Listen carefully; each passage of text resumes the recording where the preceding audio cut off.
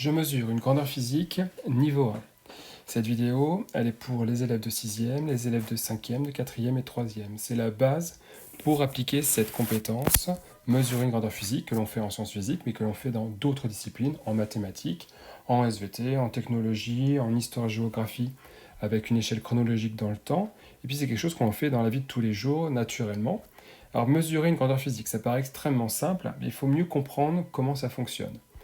Première partie de la définition, mesurer, c'est déterminer une quantité. Par exemple, cette personne qui monte sur ce pèse-personne veut savoir quelle est la quantité de matière qu'elle contient. Elle veut savoir si elle a pris de la masse, si elle a gagné de la matière ou si elle en a perdu, si elle fait un régime. Et donc, elle va utiliser pour cela un appareil de mesure. Donc, pour connaître sa masse, elle a choisi un pèse-personne, qui est l'appareil adapté. Si elle avait choisi une règle, ça ne lui aurait pas apporté beaucoup d'informations. Elle obtient donc cette quantité, 59,2, mais on va aussi donner du sens à cette quantité. Cette quantité, elle se rapporte à une grandeur physique qu'on appelle la masse. Cette grandeur physique, pour éviter d'avoir à écrire une phrase « la masse est 2 », on va l'écrire sous forme de notation. On a choisi un M comme masse, attention, pas un M comme mesure, mais un M comme masse. Et pour donner encore plus de sens à cette quantité, on va lui donner une unité. Quand on mesure une masse, ici, l'unité choisie, c'est le kilogramme. Encore une fois, cette unité-là, c'est un mot qui est assez long, donc on va utiliser un symbole, kg. Et bien voilà ce qu'on vous demande de maîtriser quand on veut mesurer une grandeur physique. On va donc s'intéresser à une grandeur physique, donc déjà il faut comprendre ce que c'est que cette grandeur physique.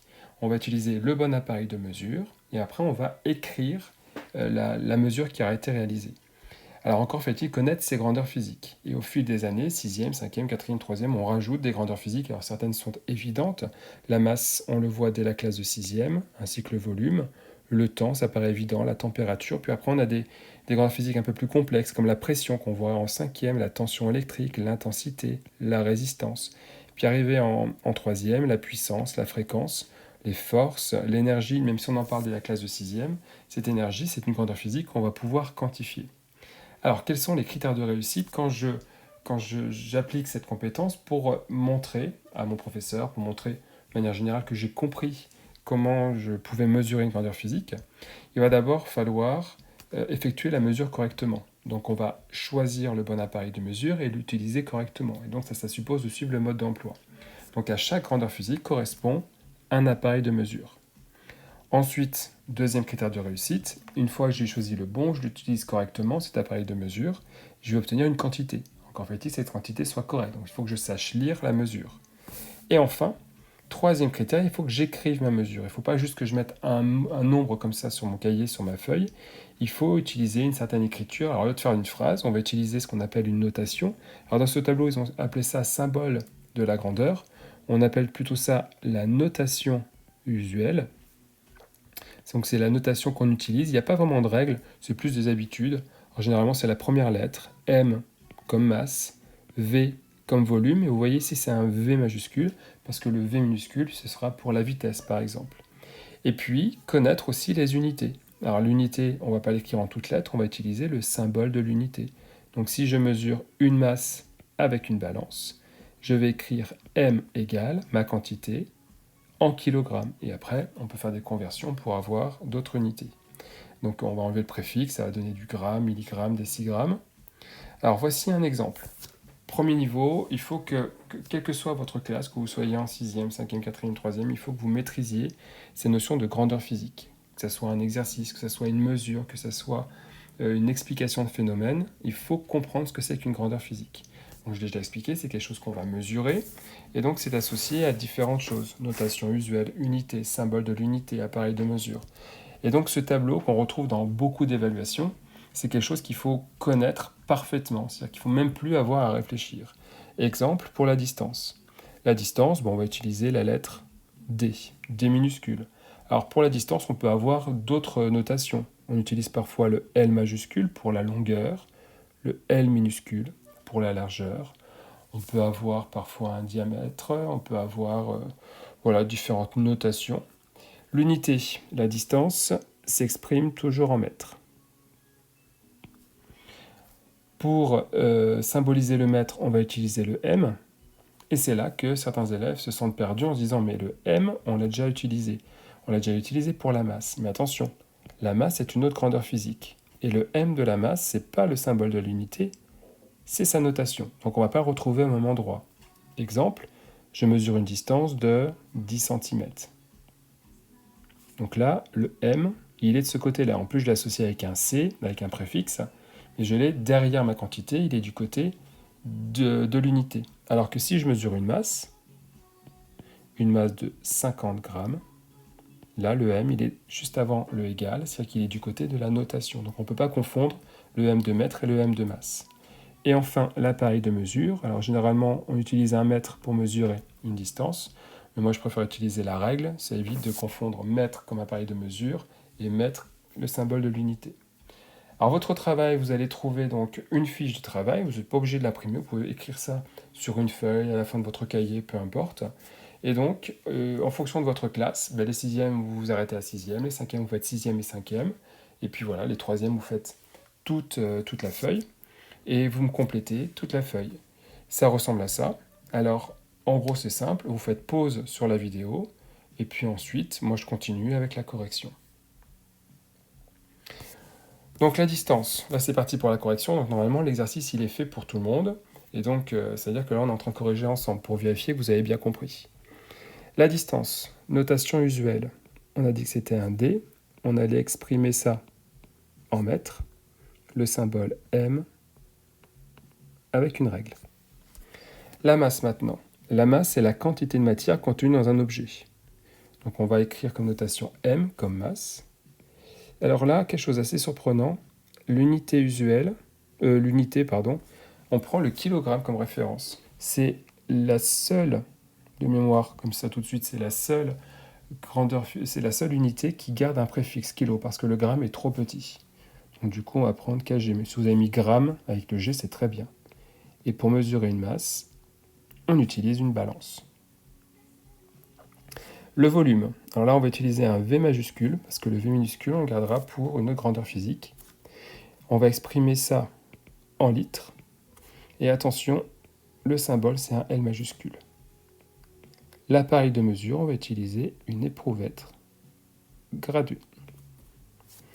La température. Alors la température, on peut trouver plusieurs notations. On trouve le T majuscule, parce que le T minuscule, on va le garder pour une autre grandeur physique. On trouve parfois une lettre grecque, la lettre θ, qui ressemble à ça, une sorte d'ovale avec un trait au milieu.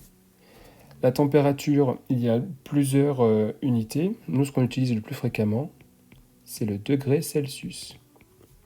Un petit rond et le C. Alors attention, une erreur que je vois souvent, c'est d'abord le rond pour degré et ensuite le C Celsius. Et l'appareil de mesure, c'est le thermomètre. Et la durée, qu'on appelle aussi le temps, mais si on veut être vraiment rigoureux, on ne parle pas de temps, parce que le temps, on ne peut pas modifier le temps qui s'écoule. Par contre, on peut mesurer le temps qui s'écoule entre deux instants, ce qu'on appelle une durée. Donc là, on va prendre malgré tout un petit t comme temps, et pourtant c'est la durée, parce que je ne vais pas prendre le même d pour la distance. Je vais utiliser, alors, ce sont les horloges de manière générale. Moi, j'en prends... Oh, c'est pas l'appareil de mesure ici, il flûte. Hop, première bourde, un petit coup de gomme. Oh bah, comme ça, du coup, j'ai tout effacé. Degrés Celsius. Donc, l'unité, c'est la seconde. S. Et on va le mesurer donc avec une horloge. Et parmi les horloges, on trouve notamment le chronomètre. Et puis, il y a des grandeurs physiques qui ont des unités doubles. C'est-à-dire qu'il y a deux unités à coller. Donc, pour la vitesse, on a dit la notation petit v. Et donc là, on va parler du mètre par seconde. Symbole de l'unité, m pour mètre, le slash par seconde. En fait, c'est la distance parcourue chaque seconde. Quand je cours à 3 mètres, quand je marche à 3 mètres par seconde, c'est-à-dire que chaque seconde, je parcours 3 mètres. Et puis, pour mémoire, une grandeur physique qu'on a vue en sixième, c'est la densité. Alors, petit d, ouais, d comme distance. Là, du coup, voilà. Mais c'est pas quelque chose qu'on utilise très souvent. Et la densité, elle n'a pas d'unité, elle, parce que c'est un rapport entre deux masses pour savoir qui est plus lourd, qui est moins lourd. Et généralement, on le compare avec l'eau pour savoir si ça va flotter ou couler quand on compare à la densité de l'eau. En cinquième, alors ça c'est surtout en mathématiques où on parle de surface. Alors on peut prendre un S majuscule pour surface ou un grand A pour l'air. Donc là, on va le prendre en mètres carrés. un M avec un petit 2 en exposant. Et donc, c'est exactement comme pour une distance, puis on va faire une opération. Alors, pourquoi j'ai remis volume ici, donc encore avec un V? C'est parce que le volume, on peut aussi l'exprimer en mètres cubes. Donc, cette fois-ci, un M avec un 3 en exposant. Et là aussi, on va utiliser une règle. Et enfin, la pression, avec un P minuscule, qu'on va exprimer en bar. Alors là, c'est marrant parce que l'unité, le symbole d'unité, c'est exactement la même chose. Et pour cela, on va utiliser un manomètre. Bon, on utilise très peu le manomètre au collège. Unité double, on a commencé par la densité en sixième, et ensuite en cinquième, on rajoute la masse volumique. C'est ce qui rapporte, c'est ce qui compare la masse de différents objets pour un même volume. Alors là, c'est une lettre grecque, c'est la lettre ρ, une sorte de P un petit peu arrondi. On va exprimer ça en kilogrammes par litre. Donc je retrouve ma masse par litre. C'est la quantité de matière en kilogrammes pour 1 litre de matière. Et enfin le pH, vu en cinquième, qu'on retrouve ensuite jusqu'en troisième. Et sa notation est le pH. Et là aussi, il n'y a pas d'unité, parce qu'en fait, c'est le produit d'une division, donc il n'y a pas d'unité qui ressort de cela. En quatrième, on fait surtout de l'électricité, on parle de la tension électrique. Alors là, on pourrait déjà utiliser le T, mais le T est beaucoup trop utilisé, donc on va utiliser la lettre U. L'unité, c'est le volt, en hommage à Alessandro Volta, symbole V, et on va utiliser comme appareil de mesure un voltmètre. L'intensité du courant électrique, I, en ampères, donc là c'est en hommage à André-Marie Ampère, un physicien français, symbole A, et là on va utiliser un ampère-mètre. La résistance, cette fois-ci en ohm, donc là en hommage à George Ohm, un Allemand. Alors là c'est la lettre oméga. Alors attention, oméga, ça ne s'écrit pas du tout comme ohm, c'est juste pour la phonétique qu'on a pris ça, parce qu'on n'allait pas mettre un O comme ohm, parce que si vous mettez une résistance de 10 ohms comme ça, soit on oublie l'unité, on ne comprend pas ça. Le O et le 0 se ressemblent de trop. Donc on va écrire R égale 10 ohms. Alors je fais très très mal décidément. Voilà, tour de fer à cheval. Et le ohmmètre. Et enfin la fréquence, F, qui elle s'exprime en Hertz, Hz. Et puis on va utiliser, alors c'est assez rare, mais on peut utiliser un fréquence-mètre. Enfin, pour les troisièmes, on a rajouté donc le poids, P majuscule, qu'on va exprimer en newton, symbole N, avec un dynamomètre. Et la force F, le poids est une force, donc exactement pareil en newton, symbole N, et on peut notamment utiliser un dynamomètre. L'énergie E s'exprime en joules, symbole J, et la puissance P en watts, symbole W, avec un wattmètre. Alors, l'énergie ici, il y a plein d'appareils. Par exemple, pour l'énergie électrique, on a le compteur électrique qui va nous compter la quantité d'énergie consommée dans une maison. Mais l'énergie étant sous différentes formes, on va avoir différents appareils en fonction de la forme d'énergie qu'on va étudier. Pour les unités doubles, on a l'unité de l'intensité de pesanteur, donc avec un petit g comme gravité. Elle s'exprime en newton par kilogramme, que je ne confonde pas. Ah, c'est pas ça que je voulais faire. Ma gomme. Voilà. Newton par kilogramme. N par kilogramme. Et l'énergie, parfois, elle a différentes unités. Vous avez sûrement entendu parler de la calorie ou la kilocalorie qu'on retrouve notamment sur les paquets de céréales ou sur tout ce qui est lié à notre alimentation. Et en électricité, on a aussi donc E, le watt heure. Mais attention, ce ne sont pas des watts par heure, ce sont des watts heure. Donc là, on est sur une multiplication. C'est pour ça que j'ai mis un point et non pas un slash. Et puis pour les distances, on a d'autres unités. Là, cette fois-ci, on est pour l'infiniment grand. Donc on a l'année-lumière, donc on a toujours comme notation usuelle un petit d, c'est juste que on a d'autres unités.